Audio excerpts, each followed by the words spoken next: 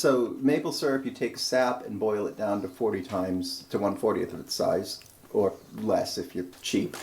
So maple syrup is expensive because it takes a whole tree to produce some amount of sap, and you boil the sap down and you get like a small amount of syrup. But for making wine and mead, you then usually take something sugary and add water to it until it's a certain sugar by volume. I've done it with iron brew before, and the amount of water I did have to boil down the iron brew some to get it.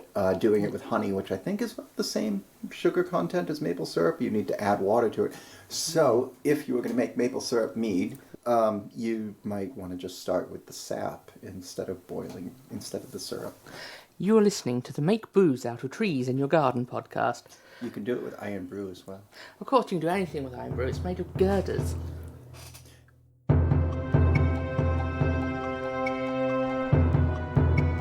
Hey, welcome to the Bleeding Tree podcast. I am Tammy, aka Autumn Witch, aka the sister of Prattle. My pronouns are she and her. I think I'm calling myself Wiki Pete. Or Wiki Peter. Wiki Peter is the me account on Tumblr. Wiki Pete is the finished minis on Tumblr, and I think everything else is Wiki Pete. I'm Amy, Walkfiend Studio on social media. Walkfiend Studio, a singular one. Yeah. For now. You never know, we may expand. And our producer, who is recording and doing I am entirely irrelevant. Our very own wretched soul, who will possibly be interjecting when things get a little too silly. The sass is strong with this one. So it's a little bit of chaos at the minute. You've got an article. Oh yeah, let's get to that. Anyway, we're introducing a new podcast. So me and Tammy have previously done a podcast together, with Cassie helping record, and Peter has joined us. This was my idea to do a hobby-based one because we had strong opinions and no one to share them with, or we had strong opinions and nobody wanted to hear them. Exactly, that, and then you get sent free stuff. Well, I wasn't going to say that, but yeah, that would be fun too. I think the honesty there is very important. Look, I'm not going to say I want free stuff, but if anyone wants to send me free stuff, I will gladly accept it. Here, have a free cookie. I think that's fair. As we have an arrangement of snacks, all of a crunchy variety, which is the ideal sort of snack that one has when recording podcasts. Snacks. Yeah, you should have sent somebody who knows what they're doing to get snacks. Oh, None no of one us knows know what we're we're doing. You three have done it before. We didn't know what we were doing then either. You've been through the car crash once. You know when the lights go out. Yeah, I think it's been a while, and we're all a bit kind of loose, so we're just kind of... this podcast will be a bit easy breezy. It's good. It's good. We'll see how it goes. I can't imagine what hell it would be to edit this, but... Oh, I will let you know. I will make it abundantly clear what kind of hell this is when I'm editing it. Yeah, well, you might want to block me on social media for a few days. Yeah. Sounds about You right. invite people over. I think there's like a fundamental difference in our personalities. Oh dear. Eventually I get bored of the board games that I've left out and how guilty I feel whenever I look at the unfinished games and how much I miss the friends, so I invite them over.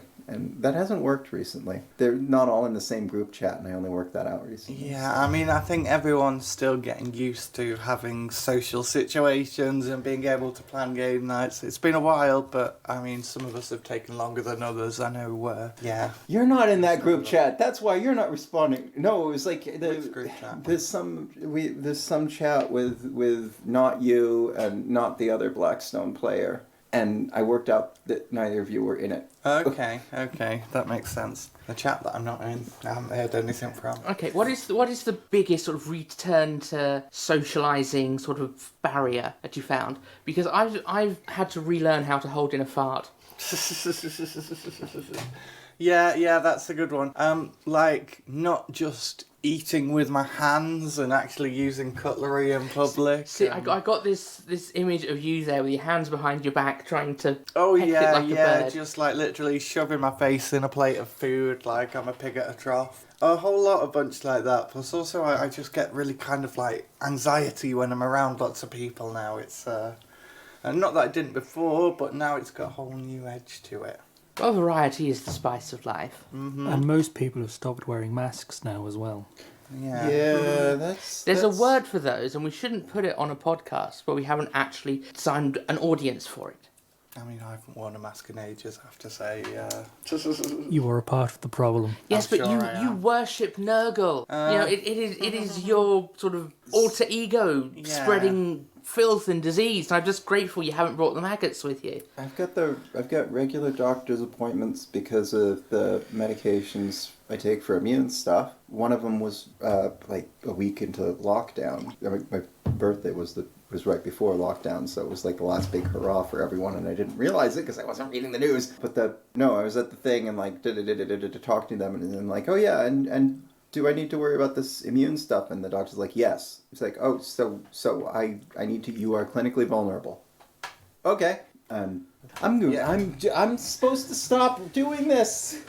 You've gone on some fantastic I've gone on tangents some so whiny far, but paranoid rant. that Can I is just say going that to- moving forward, Can you I probably want to stop? save some of your Yeah. anecdotes for later podcates. Do you want us to Yeah, actively this tell you to in-depth stop? COVID stuff is like Can- demonetization prime. Yeah. Hey, Tammy. Do you want me to edit that out? Can you edit that out? Oh, yes. And it just goes to like static and me begging you to edit it out. Yes, this bit will And then the definitely part be where I with have to promise you to bring me cookies or something if you edit it out. Well, if you want to make me sound like some, cruel taskmistress, then that's No, totally fine. I just want to express my embarrassed gratitude for the removal of this rant from public eye that nobody will ever know what happened except for the 4 people staring at me. There are 4 people staring at you. Yeah, 1, 2, 3, 4. Wait. Okay, now I know the American school system is underfunded. Okay, let's talk about some news. Some news in gaming circles, because Horus Heresy has just been released after months of little leaks and teases and... Yeah, I know it's been probably discussed to death by now, but since it's our first episode and we're just going to jump on that bandwagon here. So I went to Warhammer World yesterday, and... Because that is our local gaming store. Technically, we're closer to the Element Games. Okay, so Warhammer World, all the Horus Heresy stuff completely gone off the shelves. I think there was a couple of packs of the weapons upgrades, and that was it. Which out of are the new pretty stuff. much a little bit of a rip-off, really. I think... You think so? How Yeah. much are they priced at? I can't remember. off the top of About my head. £25 Okay, that's a lot, but there is quite a few sets in the packs, isn't there? Like 40 or so? Yeah, I think with the... I think you get 10 of each.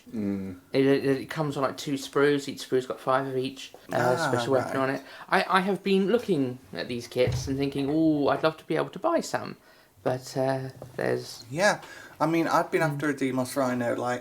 I missed out the very first day they were on order. A couple of days later. You cannot see this, but I'm taunting Amy by waving a Demos Rhino at her. And doing so, you're making a creaking sound on the recording, which is... Which is... You were ready to jump on me for making creaking sound in the chair, so... When you say jump on you, it was more just maybe Jelly giving you a wrestling. better chair as Riff opposed on to...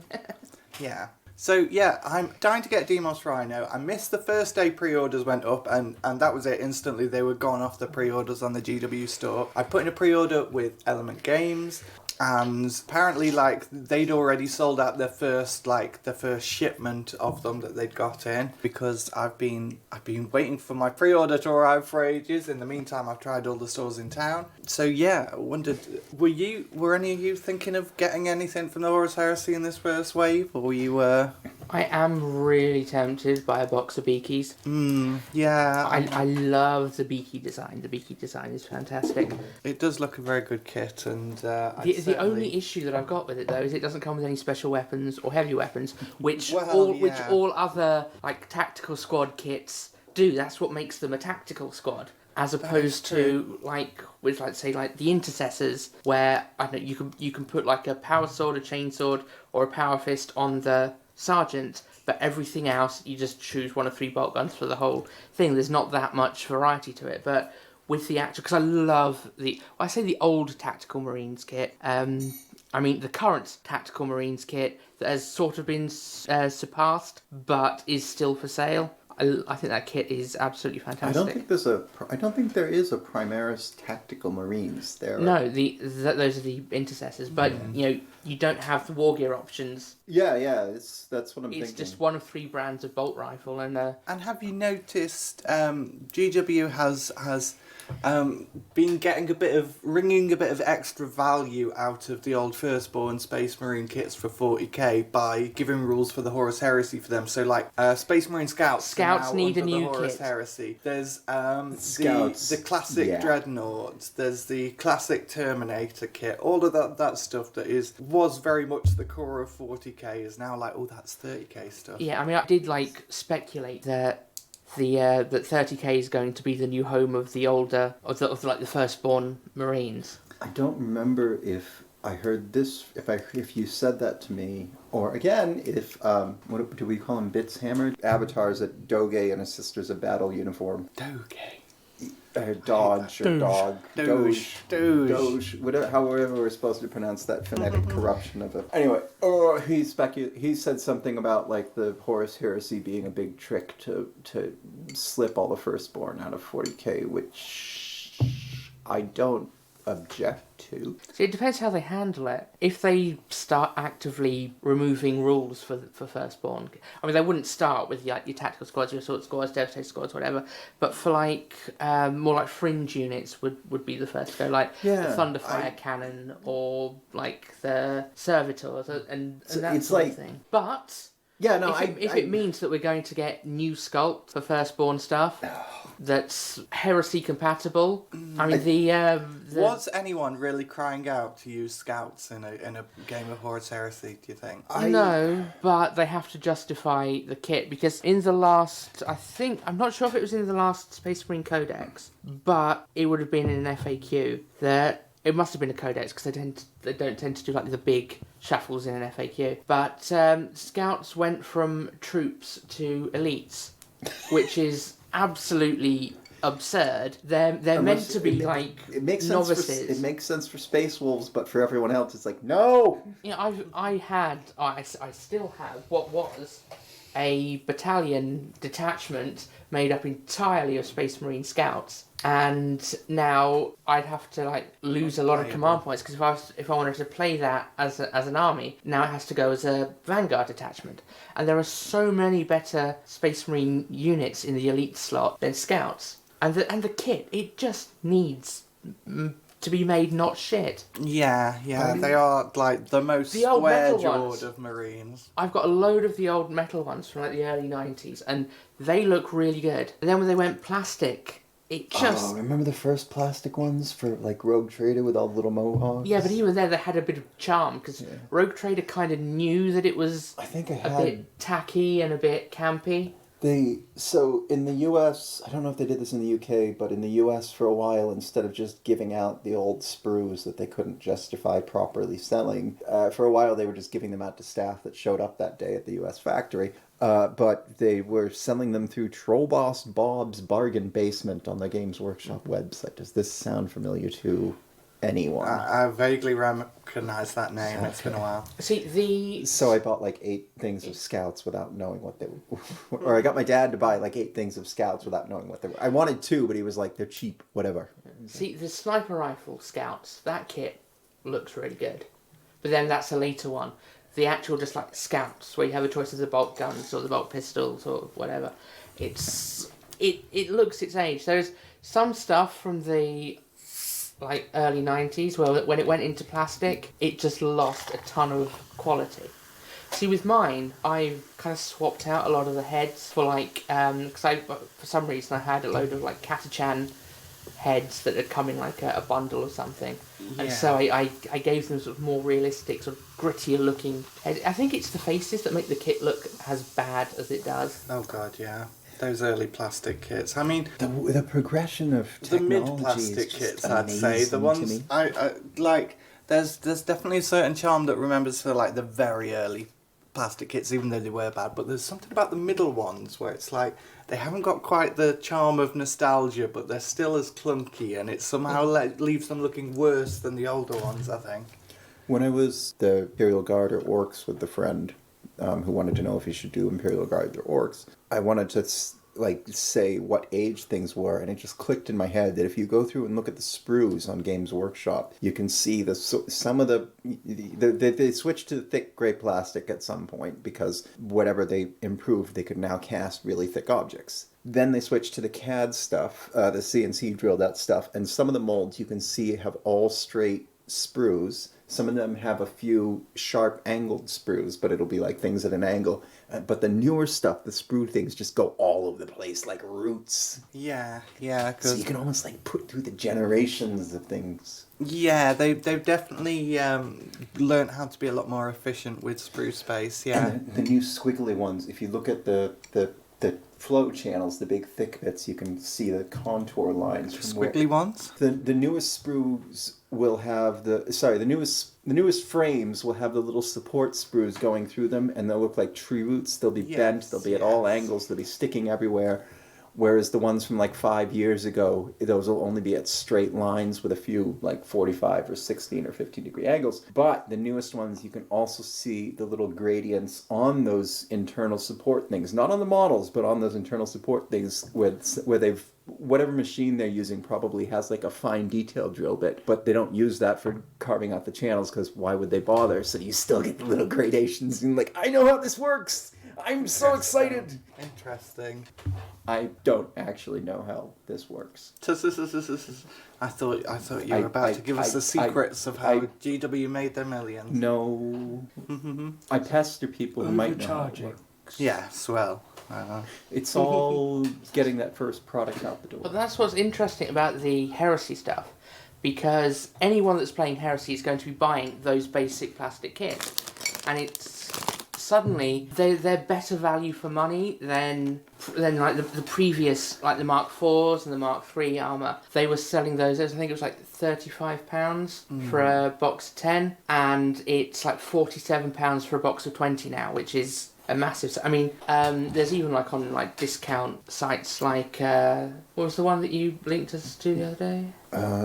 Outpost. Outpost, yeah. It's like discounts. It's my favorite local game Outpost store. Sheffield, is it? Yeah. Yeah. Yeah, it's like 25% off. You can get. Yeah, I don't know how they swung that. Yeah, you can get 20 Marines from them for the price that GW were previously selling 10 for. Now, I think the reason that is the way that it is they're going to be selling more of these kits because every army, and unless it's like individual characters, most of them are going to be like just universally bought by everyone into that game system. Personally, like I can't see the. I guess they're there for the people who want them, and they have to sell off all their stock that's piled up. But personally, like, if I want to join the Horus Heresy, I'm going to be going for the new plastics. I'm not going to be going for, like, some 30-year-old sculpts that, like... yeah, but then the Mark III and the Mark IV ones, they are relatively recent. They're like 3 or 4 years old. They're like a head smaller now than the new stuff. So I would love to do some Mark V, but they're so much smaller. So tiny. They're so small.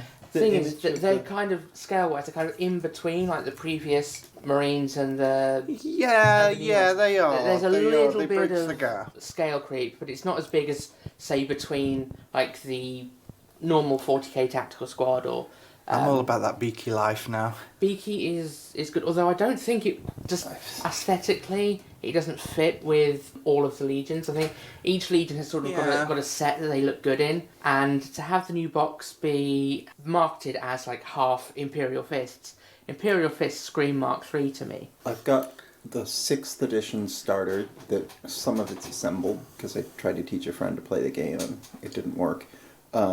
But I've got some of the box assembled, and I'm determined when I get through my backlog to do an old Firstborn Dark Angels army who's Fair enough. just these ones. So I'm looking at all this Horus Heresy stuff, and I'm like, I could have variety. I could take like this box of 40 weapons and use 10 of them. That's true. Yeah, conversions is always a thing. And just with, give them different plasma guns, mix and match. With Dark Angels, they're one of the legions I think that quite suit the Beaky I mean, I'm just thinking of taking the bits off and putting them on a normal 40k You have the set, beak, or and then getting you have the feathers coming up the back. Yeah. That's Or- the full bird look. or like getting a box of Horus minis, a box of Horus upgrades, and a normal Dark Angels firstborn kit for 40k, and I do recommend the company veterans kit throwing for it all Dark in a ball. Angels because Is you that get 5. is that the one that builds as Chaos too, though? Yeah, as Fallen, but there's just so much extra stuff in there. It's essentially. Do you remember the old Black Templars? I thought that kit was 5 resin guys. No, it's a full plastic kit, and you get enough like legs and torsos to make, 5 Dark Angel veterans. Okay. But it comes with so many upgrade sprues, even stuff for Dark Angel Terminators. That's I do want 2 sets of them. I want the doofuses that look like knights, and then the doofuses that try to look normal. And nobody can convince me that Dark Angels throwing out the Terminator armor for the newer, better Primaris armor makes sense. Like lore-wise, they're zealous idiots, and we love them for it. So in my mind, if they've attached so much ceremony and pomp and circumstance to having an actual Terminator suit that has been through all these battles, and someone's like, yeah, but this one works better, they wouldn't be like, okay.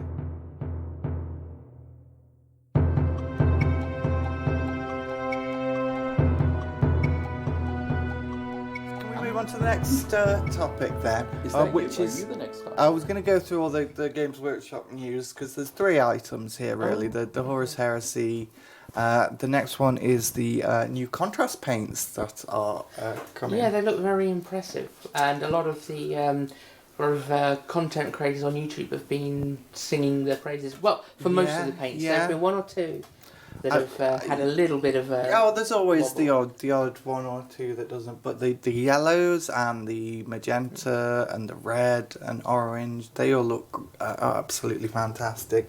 And then you washed formula as well. I've heard a lot of people have been jumping to they've just cheapskate on the pigment, which maybe, but like the people who have actually had a chance to use these have said no, it is actually a good formula that does improve the look of them. Yeah, and that's what matters. It doesn't matter what they've done with the formula. If it looks good, then that's the general I mean, point. For me, like the only problem with Citadel washes is they do leave that kind of water staining effect on the raised areas that you don't want. You want them to just go into the recesses, and the gloss ones do that, but you don't really want a gloss varnish on well, almost anything really. I can't think of a use for that. I guess that a lot of the creators for the Horus Heresy were also shown the new contrasts. Yes. Something I learned this morning. It was part of the Horus Heresy weekend where they invited them over. And as well, that the materials promoting the new contrast paints are ambiguous about whether they're 25 or 27, because 2 of them are the Nighthaunt Gloom. Are you talking about milliliters? No, sorry, whether there are 25 or 27 new paints. Ah, right, okay. Because it's 2 not of sure them if are the those Nighthaunt two- Gloom and the Hexwraith Flame, which I guess were always contrast paints, but before contrast paints were a Yeah, okay. thing. They're normalizing the systems.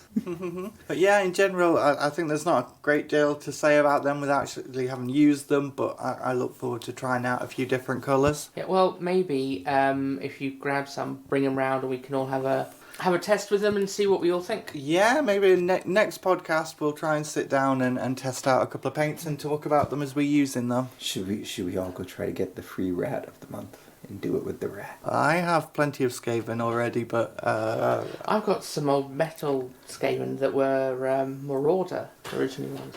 Very, very, very old. very nice. I'll keep the rat to Marauder myself. minis. Get yourself a rat. Go ahead. He will be my friend. In fact, I've got a load of Skaven that I converted to be Chaos Cultists that need painting. So that would be quite interesting. Okay, the other item, unless the other item moving on was the Chaos model releases, and this is the bit that I'm excited about. The Heresy, I wasn't too bothered if I missed out on that, although I do really want a Demos Rhino. But these Chaos releases, like the mutants, the human mutants, that is exactly my aesthetic, and I am super excited to be painting these. So I really hope, despite the fact that I haven't been able to get Heresy stuff for love nor money, if I can't get the Chaos stuff on release day, I am going to throw a fit. So does this take anyone else's interest at all, Yeah. or I is mean, it just me? I dabble in chaos from time to time. I've got a box of half-painted Emperor's Children right in front of you there, Amy. I also have a hefty amount of Death Guard that I just seem to have acquired without trying. But then that's what I tend to do. I tend to acquire armies. I acquired a Horus Heresy army purely by chance. Yeah. With Demos Rhinos and a Spartan and lots of old Heresy marks of armour. I have a whole Heresy army ready to go. If we had video recording, everyone could look at us glaring at your piles around us. Nobody is going to be recorded ogling my piles. I'm enamored for no reason I can explain with Blackstone Fortress, with the concept of Blackstone Fortress. So I'm looking at all these chaos things and thinking, even though I've only painted the core set of Blackstone Fortress, look, I can make up more fan-made things. I mean, literally, Blackstone Fortress was a big reason why I got a Black Legion army. That, and obviously the new Abaddon model when that came out a few years back, and also reading the Aaron Dembski-Bowing books as well.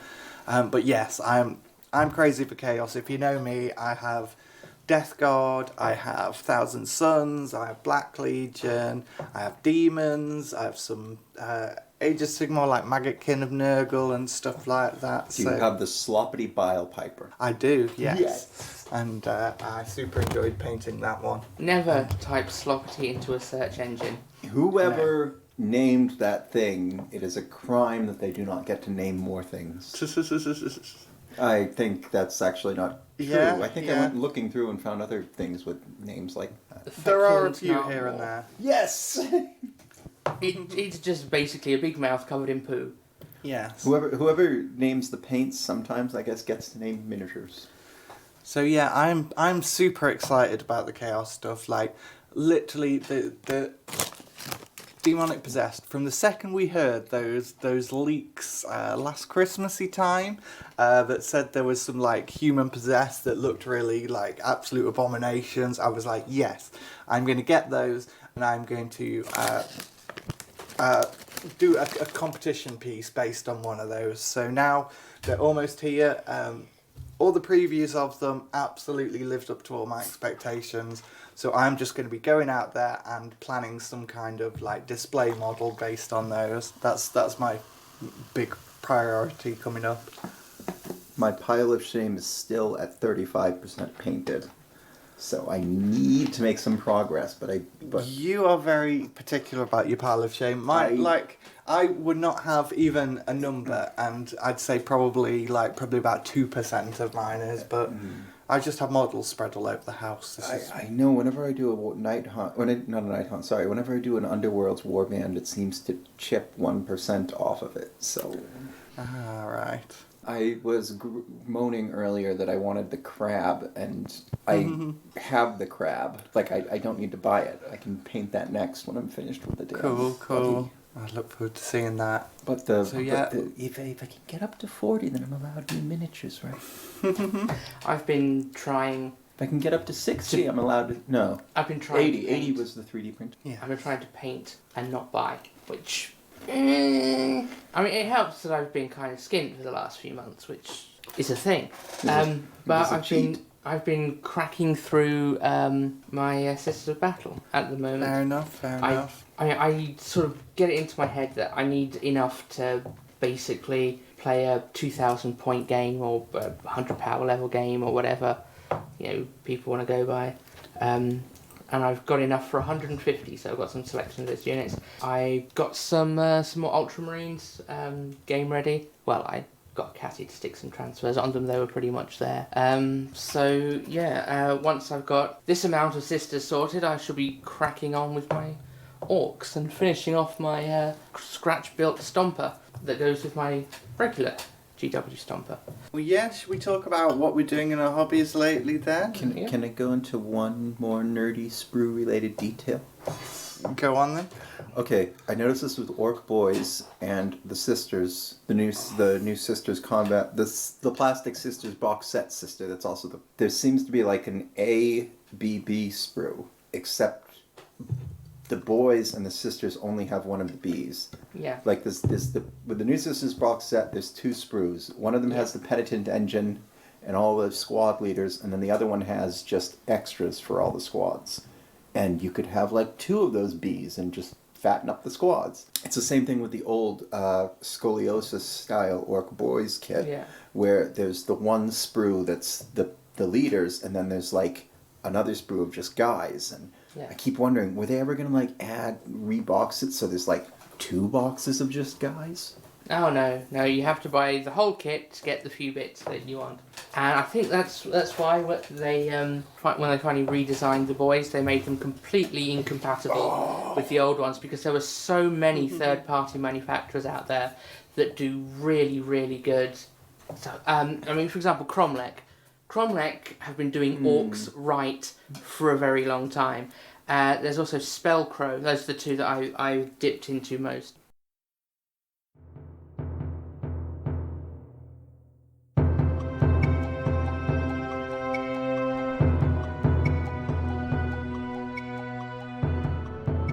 Make me appealing to a wider audience.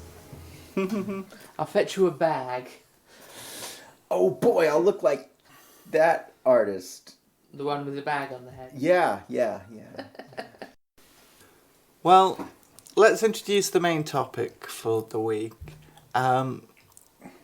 Which is Peter pontificating about points opposing power level. Yes.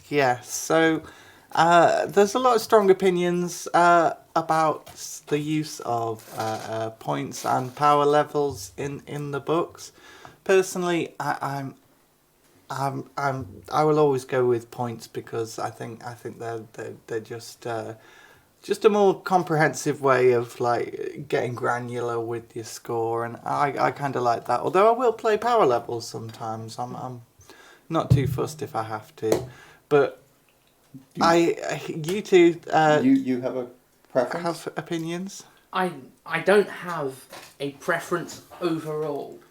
Well, you say that, but every game we've played, you've asked for power levels. Yes, so but it's that's obviously... because we've played like 3 games in the last 3 years, and true. it's all been open play. And I think that power level is a very strong system for open play. If you're looking at like narrative, match play, tournament play, then points is fine. But I think with power level, one of the things that appeals to me is that the power level doesn't really get FAQ'd. It only really changes when there's a new codex coming out. Okay, but I mean that could unbalance the game in theory. but if the game wasn't inherently unbalanced anyway, they wouldn't be needing FAQs every 6 months to fix stuff. And I think that if you want to build a list, it's like when I build an army list, I like it to still be valid within like the next couple of weeks, couple of months, whatever. You're not going back and changing stuff. You've basically got that fixed amount of stuff. So if you've got it like in one box, you've got 100 power level of one army, in another box, 100 power level of another army. It's a simple case of just getting it out and putting it on the table, as opposed to having to go through everything, various different sources. Now, this is me assuming that no one's using Battlescribe. Most people are using Battlescribe. What's Battlescribe? Surely that can't be an official thing. Battlescribe is what I'm pretty sure most of the people who work for GW used to build their lists. It's just so utterly comprehensive. Now, I like the idea of not having to rework an entire army, especially when I don't get to play as much as I'd like to. Because it then starts to feel a bit pointless to... There we go. It feels that I'm constantly amending the list and I'm not playing with it. So I think if you're looking for open play and you want to, especially if like you're looking at rule changes, which also happen as part of like the FAQ and the like chapter approved such, I just think that that's a way to keep your list competitive if both sides are playing power level. Now, there's a lot of talk about it unbalances stuff, but if you're both using power level, then that's mitigated somewhat. If you're playing a small game, say a 25 power level game, which is 500 points roughly, then I would suggest going with points because it's a very small thing, and like upgrading a bolt gun to a combi bolter or combi melter or something like that, that makes a big difference on like the small scale game. But when you get up to like 2,000-3,000 point games, it's less about that. And I think that if you like play the larger games with power level, you can be a lot more fluffy with it. You've got the scope to take a full 10-man tactical squad with the extra weapons on it, and rather than either more sort of tournament-minded aspect, which is where you're basically just cheese pairing everything, which which is absolutely fine. And I think as a tournament, that an up-to-date proper balance is great. But if you're just having like a friendly game, I think power level it makes it there's just so much preamble towards the game, and especially if you haven't played it for a while, there's been numerous rule changes, then you're kind of going to want to be sort of boning up on the rule changes, and you've got like that power level system already there, so you're not just scouring through everything again in order to get it working. Well, you make some good points. Now, Peter, you have previously come out as against power levels. No, I've come out as against having an unclear which one is the correct one. Which is sort of a nuance that I struggle to which is the sort of nuance that I struggle to express. When we talked about this, or when I started collecting my rant a month ago or whenever ago, I thought I had an observation, an opinion, and a prediction. The prediction's looks more likely now, but the other two have merged together. Someone discussed a while ago that I can't remember the guy's name, so I won't say it because I don't want to get him in trouble. Somebody who used to work for Games Workshop discussed how with, I think, 8th edition, they started removing the universal special rules. And I think they did this because in like 6th edition, the rulebook was filled with all the universal special rules as they, applied to the Imperium, and whatever universal special rule was, and they were all in the rulebook, and that made the rulebook long and hard to read and know. So somebody's solution was stop using universal special rules, by which every time a model has feel no pain 5+, it has 2 sentences explaining it has feel no pain. So clearly Games Workshop is trying to improve some of the aspects of the game design, and I think that's what power level was meant to do, and I don't know if it achieves that, because this is the old opinion. I don't think it's that much simpler to count in blocks of 20 points than in blocks of 1 power level. Thinking forward, after having formed this opinion and looking at codexes and looking at Battlescribe, you don't really look too closely at what's in a squad with power level. You just go, I want my squad of troops. And, when I built them, they had a plasma cannon. You don't go, here's the plasma cannon, it's 45 points. Or I believe they're 25. Okay, so here's my plasma cannon, it's 25. It depends what army it's for. What? Well, what armies are there? There's I thought the regular plasma gun was 25 points. I believe it's 10. Oh, okay. See, I'm the one arguing for power level, and I'm the one that knows the points value. Yeah. Also, I'm sure that you and anybody who's listening to this is more likely to have played more games than me. I do like the idea of Tammy's that with points, like, you're not particularly thinking of, like, the most bang for your buck for everything, so you can use a bit more the more fluffy weapons, like... How I think I like that idea about power level, that you have a squad, and then maybe it's a double-sized squad.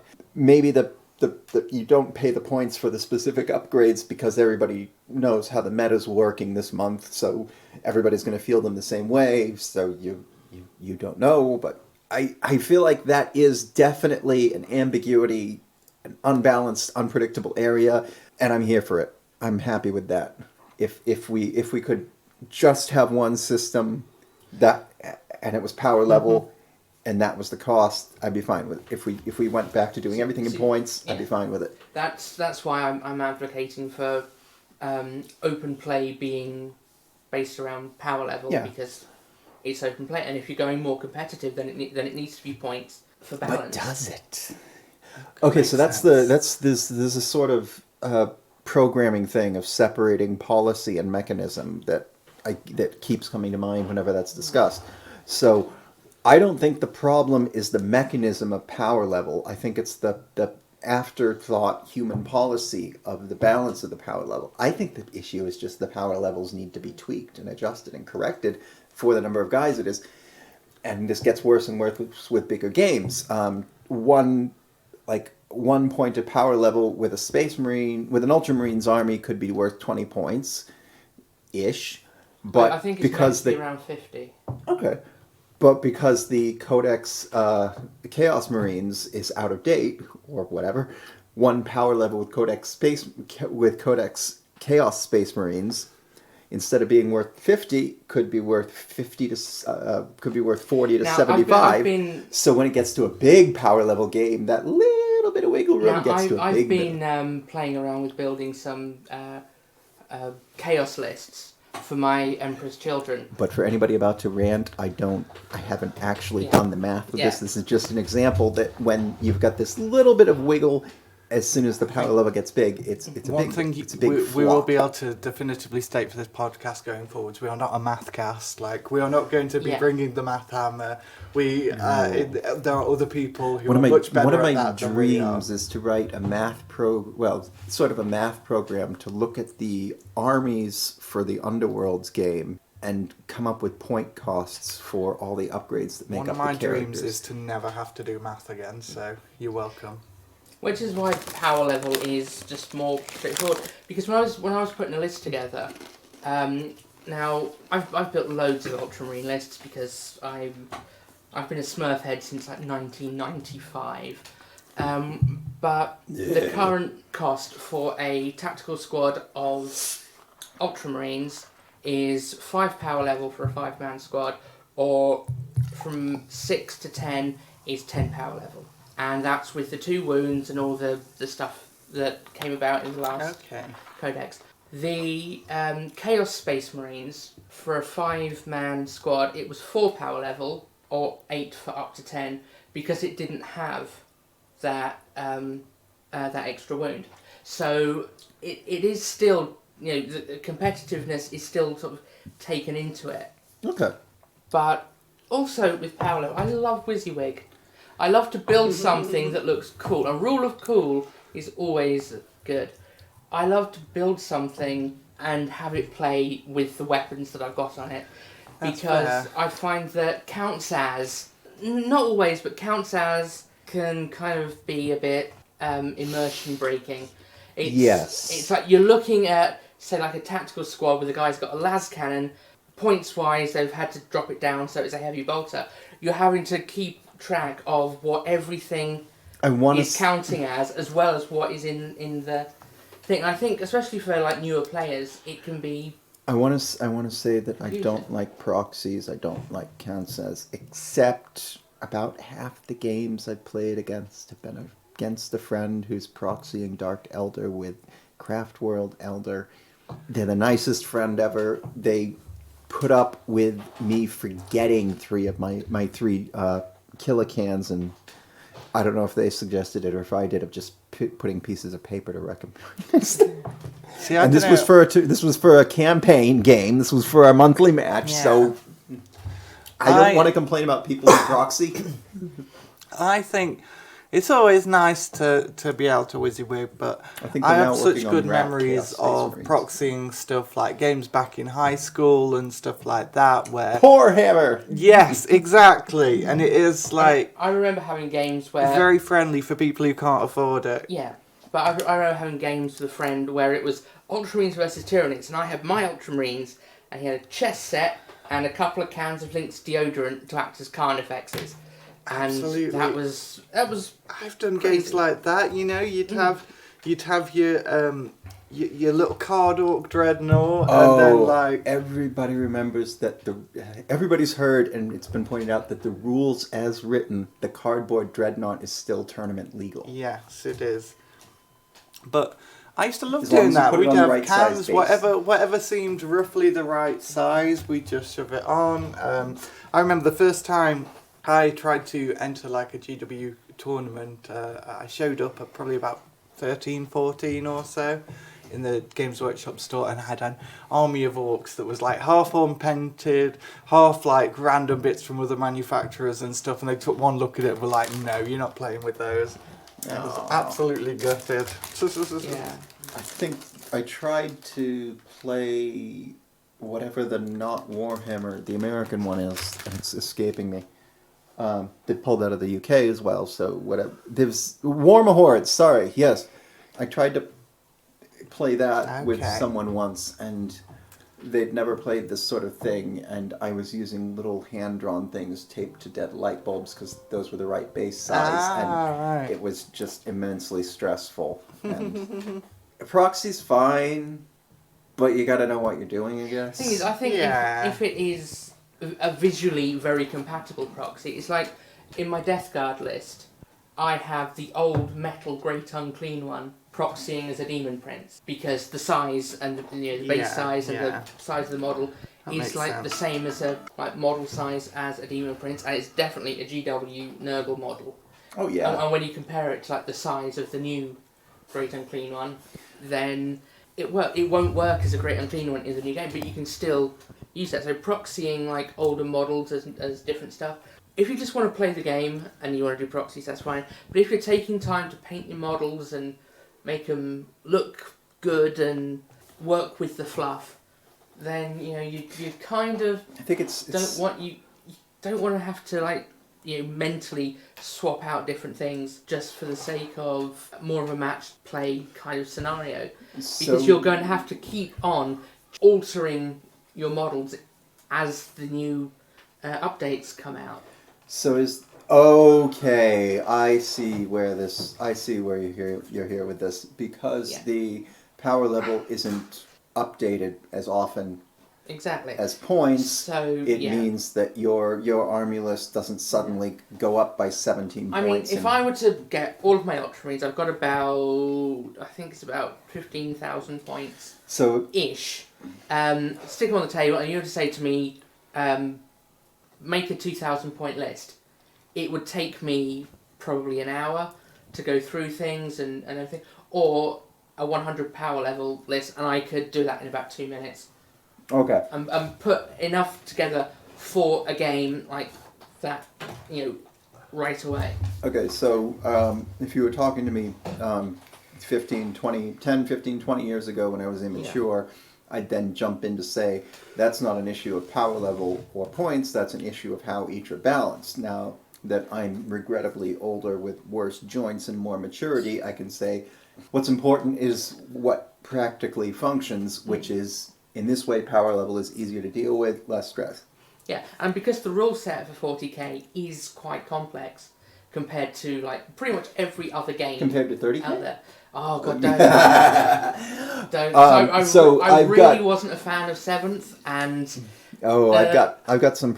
I think Heresy it really kind of counts as like I don't- alt 8th 40k. I skipped over part of my observation, was that the biggest advocates of power level are people who don't use it.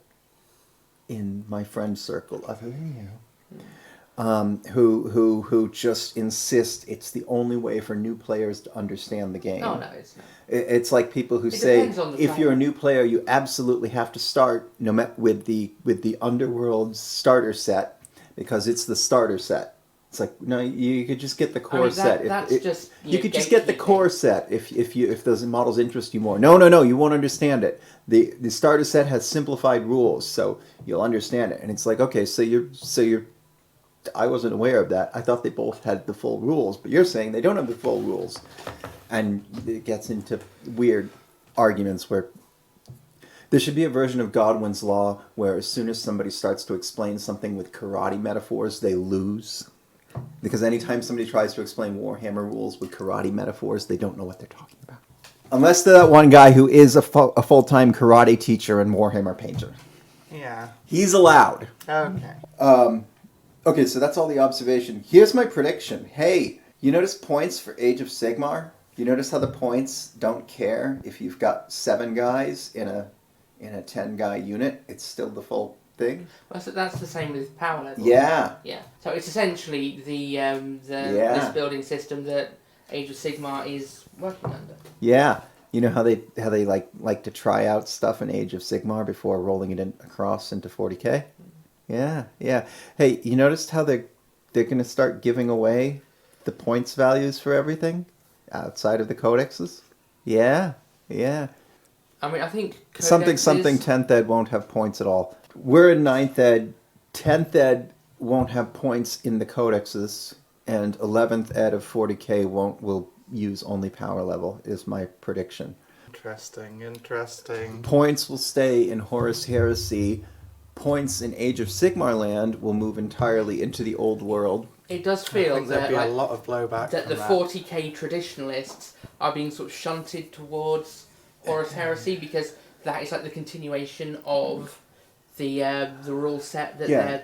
Well, from what I hear, it's the more playable rule set at the minute. Because all I hear now is how bad people's games of 40k are, but the Horus Heresy people are loving it. So looking at this sort of thinking came up when you were discussing squad sizes for Horus Heresy things.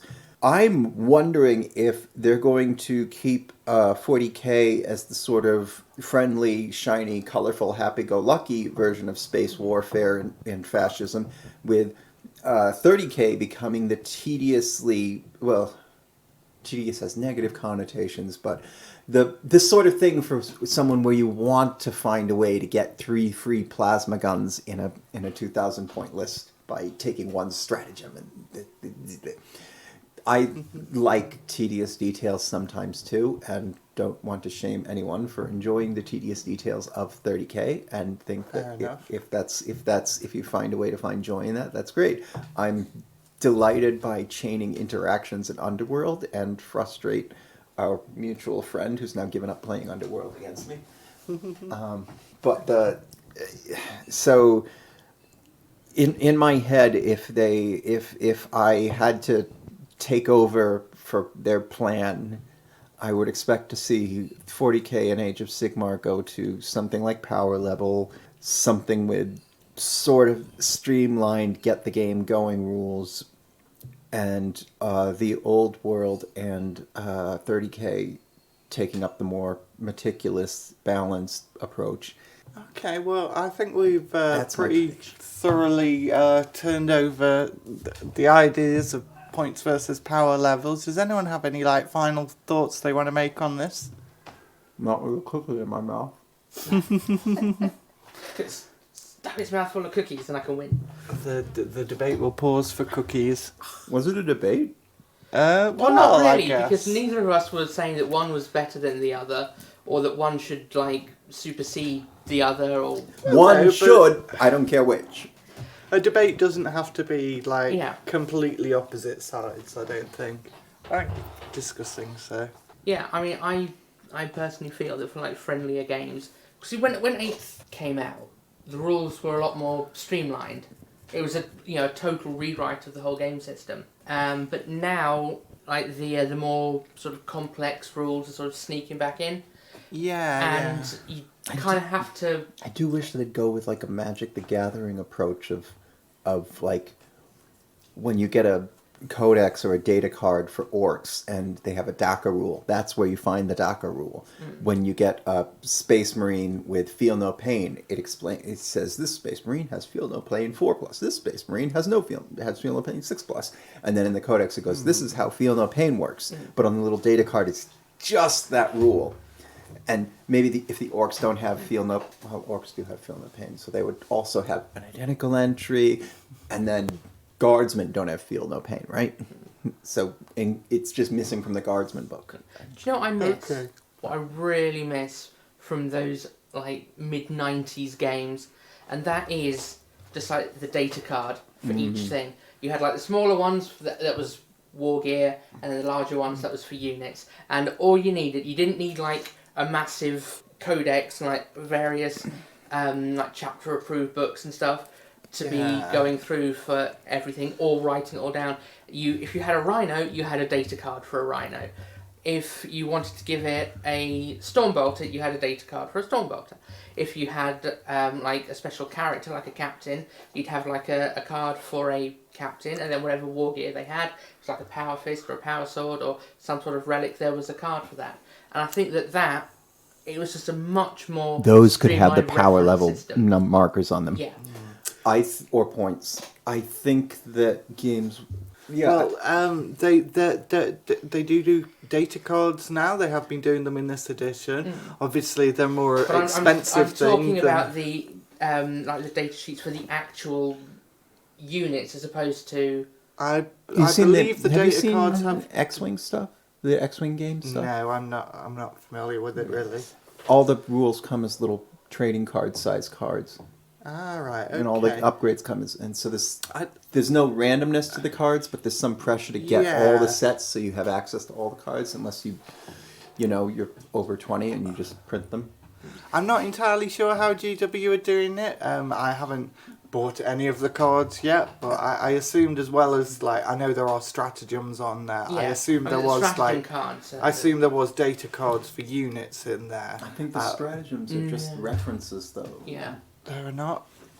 And they don't update, and they only get one set of those per edition, which is frustrating. Yeah. So Unless you're a Space Marine player, in which case you get two sets. Then you get the basic Space Marine ones, and then another one for the same price for your specific chapter. Oh god. Yeah. Whatever, they outsell everything else Games Workshop makes. I know. I But it's. I'm having a look on but the I mean, I think website now. in this, they're what?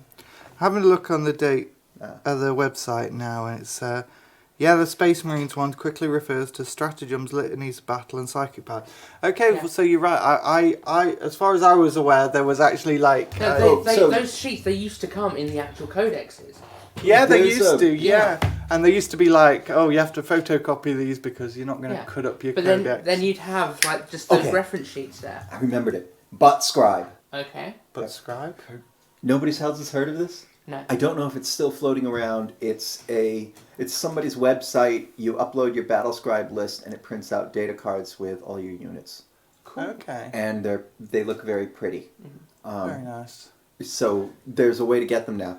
But I think in terms of Games Workshop offering official ones, they are a victim of their own success. Yeah. Now, we Because don't know what happened with Curse City. It would be We great. do know that the timing of the Chinese New Year around the spring of 2019 and other stuff was why all the card expansions for Blackstone Fortress just poof. Why all the Blackstone Fortress expansions were so slightly sold was supposedly because so much there's of the definitely set been supply is the- chain issues due it's to this. all these cards that they make externally, and they aren't going to go back to the homemade card punch-out cardboard. They probably aren't going to go back to the homemade punch-out cardboard one because their customers expect a certain tier of quality. I mean, But at the same time, everything they sell that's made externally effectively cuts into the profit from that box of As far plastic. as I'm aware, they all make I think they'd be stupid not to be making every effort to kind of localize the supply chain for the cards because it's obviously a big bottleneck in their There are production. board game printing companies in Nottingham that I'm sure they could just waltz up and say, "You guys want to retire?" I mean, yeah, there are plenty. Obviously, it's large numbers, and they want someone who's ready to go with that much printing. But there are places in England that do that. I do like the fact that. Well, I don't know if there are board game companies. I know that I looked at one. Obviously, print on demand. price increase. I assume In the things newer will be kits, more expensive in England than in China. In the newer kits, you do get like a data sheet for the unit. the glue book. Yeah. The anti-dissection book. Yeah. I don't remember the word. But I think that you're buying the unit. You should be able to play with the unit.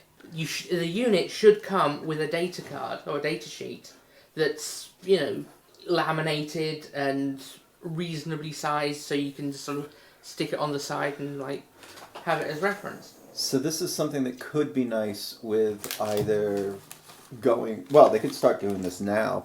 If the point values for things are online, and the cards already have the power level on them, there's no reason they couldn't, once the point values for all the Chaos Space Marines are online, just suddenly announce, oh, remember the Chaos Space Marines from 6th Ed? Yeah, we're doing a box of them. They're not in the Codex, but the cards printed on the back of the box. Yeah.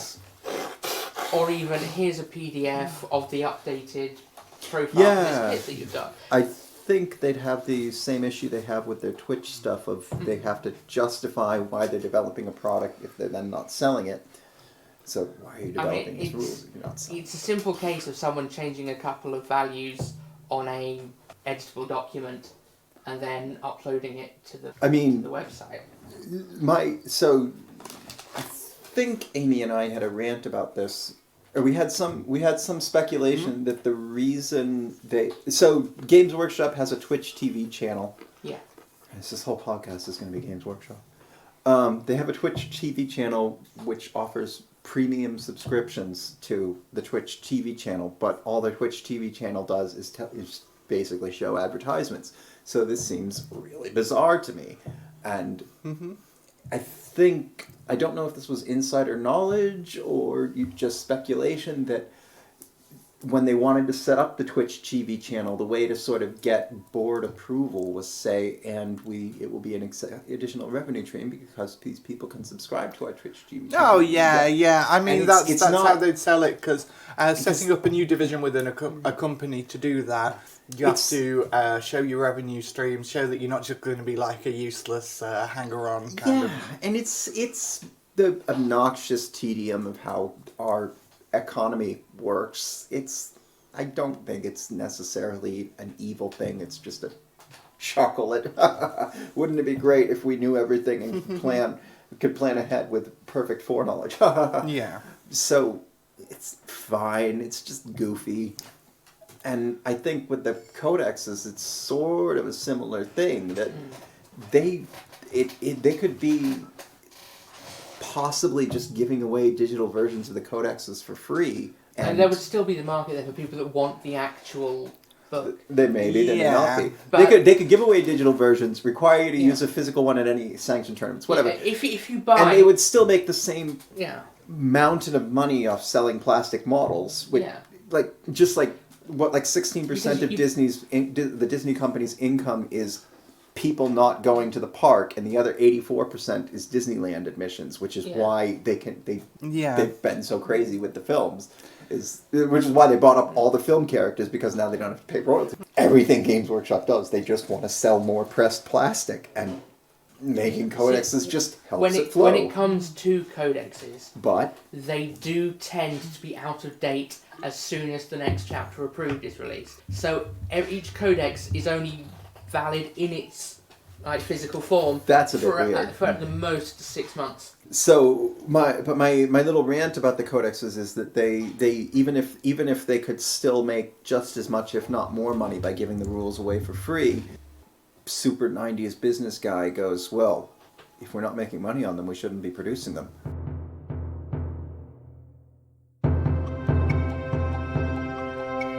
Obviously a lot to discuss there. None of which we officially know. Yeah. Is this the point where you grovel for Games Workshop to send you free stuff? Yes. I mean, yes. Give me free stuff. I will take it. I will sign the NDA. If you can only pick one of us to send free stuff to, pick Warp Fiend. If you can only pick two, pick Warp Fiend and Autumn Witch. If you can only pick three, I'm at 35% done. I want to get that number up. Links to social media will be in the description below. Yes. So let's just wrap up by talking about what hobby projects we've got on at the minute. I'll start. I've got my first article coming out in War Games Illustrated, and that's in next month's issue 416. So look out for that. I did a Viet Cong kill team, but generic skirmish force. What game system is that for? There is no game system as yet. It's kind of a discovery process of exploring historical games in a way that I hadn't before. So I talk about that in the article. I painted up these. I still haven't found a game with rules that I particularly like for Vietnam, so it might be a case of like making my own at a later date. I'm currently painting up another force for an American side to go up against them, so that'll be in another article coming out at some point. What's everyone else doing then? Well, I am going to be experimenting with sculptor mold. I've been working on some terrain pieces, and that is the next stage. And this will all be documented in a video, which will be out Very on nice. the Bleeding Don't get Tree. jealous, Amy. Don't get jealous and collect more pretty sticks. I have plenty of pretty sticks for There use will- But in Tammy's sticks modelling. are very pretty. My It's a sticks shame are you very can't pretty. see her pretty stick Well, they will arrangements. see them soon enough if they subscribe to our YouTube channel, because Yeah. they will be appearing in a terrain build video that will be coming out very soon. Look forward to seeing that. And Peter, what are you doing? So I have the 3D printing STL for Hagglethorn Hollow, and I really want to finish Very that. nice. But Hagglethorn Hollow is Johnny Fraser Davis, Johnny Fraser Lewis. I'm not aware myself. Somebody broke off from Weta Workshop to make hobby stuff. Johnny Fraser Allen, yes. And one of them was Hagglethorn Hollow. It's he started as cast resin things and then went with STLs, and they're these little made out of FIMO or something, and then digitally scanned houses with overloading bricks, and guy's a functioning artist, so he actually pulled it off when he made the houses look different enough from different angles that multiple copies of the house can look like 3 different buildings if you twist them around. They're amazing!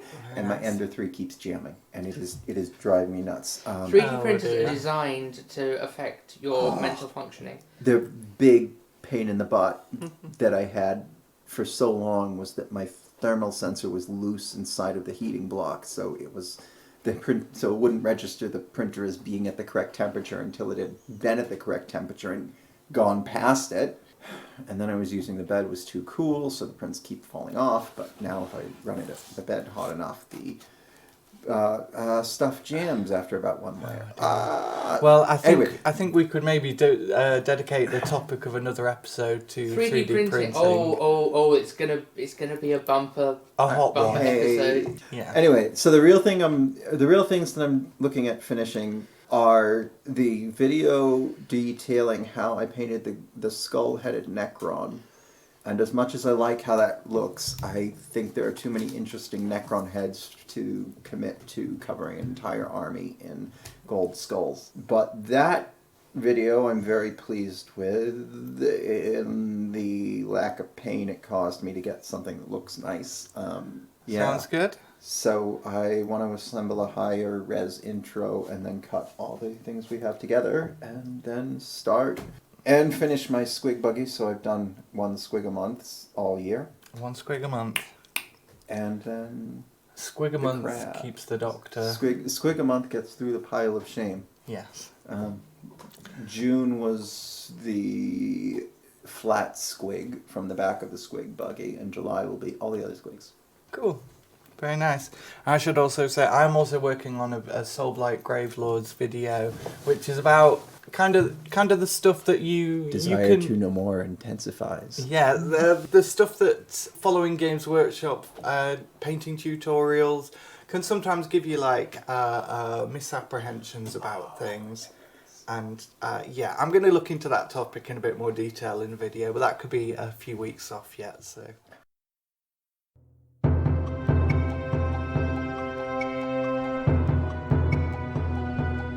Well, we've been Bleeding Tree Gaming Podcast.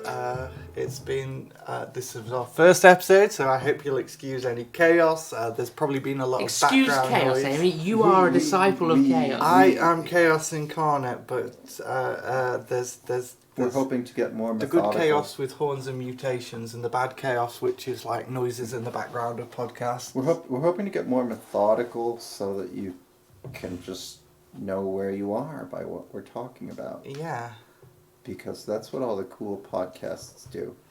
yeah. I lie. My favorite podcast at the moment is folk tales about witches. Well, no, made-up folk Nice, tales about nice. witches. Minds that eat people. Okay, well, we shall come back to that at a later podcast. Just like to say thank you all for listening, and we shall see you soon. See you soon. They can't see us. We will invade your We should ear do, like, holes at a later Anime date. We should do VTuber faces. I don't want to do VTuber faces. VTuber face.